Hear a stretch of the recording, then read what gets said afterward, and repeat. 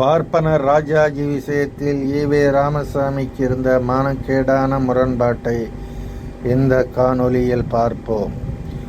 ஈ.வே. ராமசாமி சொன்னது, எந்த காரியத்தை கொண்டும் பார்ப்பானிடம் சகவாசம் வைத்து கொள்ளக்கூடாது. அதற்காக கஷ்டப்படுங்கள், சிறைக்கு போங்கள், அவன் கடையில் சாப்பிடாதீர்கள் என்று. சோறில்லை என்றாலும்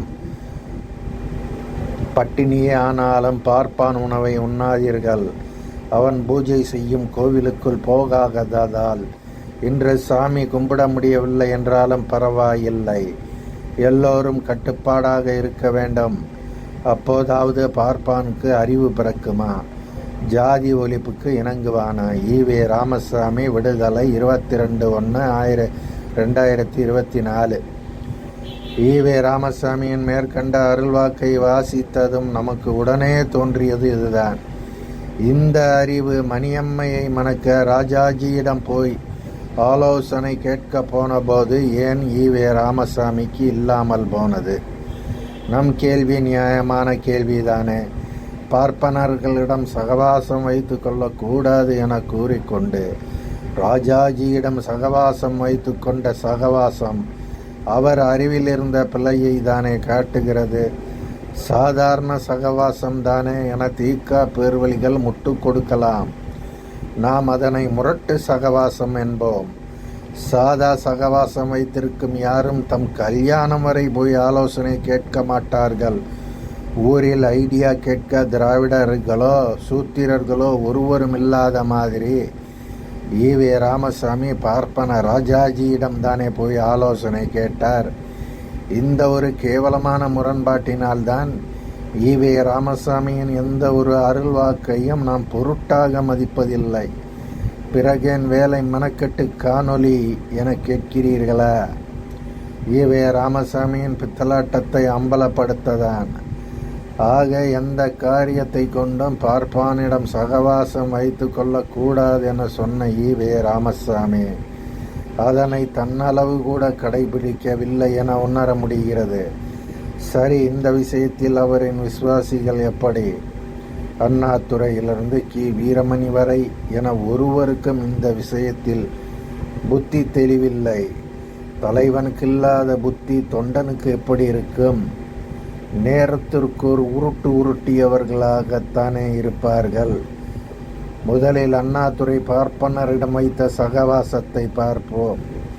1967 பார்ப்பன ராஜாஜியுடன் கூட்டணி அமைக்கலாமா என அண்ணாதுரையிடம் கேட்டபோது அவர் கூறியது, என் வீட்டில் திருடன் திடீரென புகுந்து விட்டால் அவனை அடிக்க எந்த தடியாகப்பட்டாலும் எடுப்பேன். அப்போது சுதந்திர ராஜாஜி தடியென்றோ கம்யூனிஸ்ட் தடியென்றோ பார்க்க மாட்டேன். எல்லா தடிகளையும் உபயோகிப்பேன். காங்கிரஸ் ஆட்சியை வீழ்த்துவதற்காக மற்ற கட்சிகளுடன் உடன்பாடு வைத்துக் கொள்வது தவறாகாது. அண்ணாதுரையின் பார்வையில் அன்றைக்கு காங்கிரஸ் மட்டுமா திருடன்? காங்கிரஸ் கட்சிக்காக பிரச்சாரம் செய்த ஈ.வே. ராமசாமியையும் தடியெடுத்து, அதுவும் பார்ப்பன தடியெடுத்து அடிப்பேன் என சொல்வதாகத்தானே பார்க்க வேண்டும்.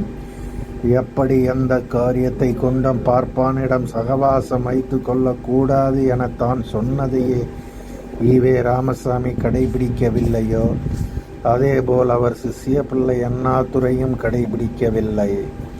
பச்சை தமிழர் காமராசரை அகற்ற பார்ப்பன ராஜாஜிக்கு சாமரம் வீசினார்கள். அடுத்து ஈ.வே. ராமசாமியின் 10 பிள்ளைக்கு வீரமணியாவது யோக்கியமாக நடந்தாரா என்றால் அதுவும் இல்லை.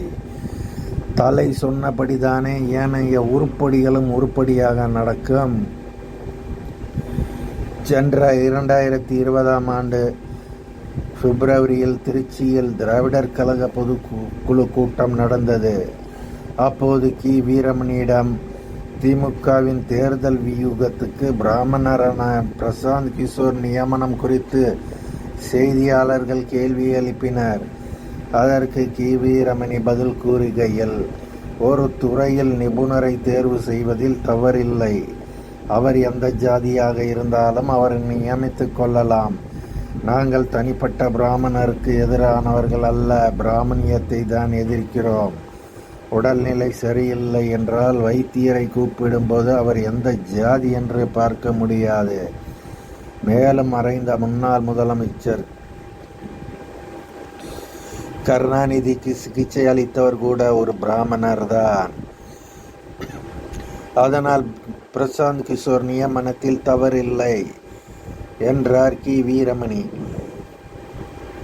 கருணாநிதியின் டாக்டரும் பிராமணர் தான், பிரசாந்த் கிஷோரும் பிராமணர் தான். அதற்கு என்ன இப்போ கி. வீரமணி என்கிற தலைப்பில் 22/2/2020 அன்று ஒன் இந்தியா தளத்தில் வந்த செய்தி அது. எந்த காரியத்தை கொண்டும் பார்ப்பானிடம் சகவாசம் வைத்து கொள்ளக்கூடாது என கூறிக்கொண்டே திருமணம் செய்யவும் பிராமணர்களிடம் ஆலோசனை கேட்பார்கள். தேர்தலில் வெற்றி பெறவும் ஆலோசகர்களாக நியமித்து கொள்வார்கள். மருத்துவம் பார்க்க பிராமண மருத்துவர்களையே நாடுவார்கள். ஆனால் வெளியே அயோக்கியத்தனம் நிரம்பிய அறிவுடன் எந்த காரியத்தை கொண்டும் பார்ப்பானிடம் சகவாசம் வைத்து கொள்ளக்கூடாது என அருள்வாக்கு தருவார்கள். இவர்களை அயோக்கிய பேர்வழிகள் என்ன சொல்லாமல் வேறென்ன சொல்ல முடியும்? என்னையா அப்படி பேசிட்டு இப்படியும் நடந்துக்கிறீங்க என்று எந்த தொண்டனாவது கேட்டால் தானே. தலைவர்கள் ஒரு விஷயத்தை பேசும்போது அறிவுடனும் ஜாக்கிரதையுடனும் பேசுவார்கள். என் இயக்கத்தில் சேர்வதாக இருந்தால் வாசலிலேயே உன் மூளையை கலற்றி வைத்து விட்டு வா என்பதே திராவிடர் கழக கொள்கையாக இருந்து முட்டைகளாக பார்த்து இயக்கத்தில் சேர்ந்தால் இயக்கத்தில் அறிவுள்ளவன் எங்கே இருப்பான்?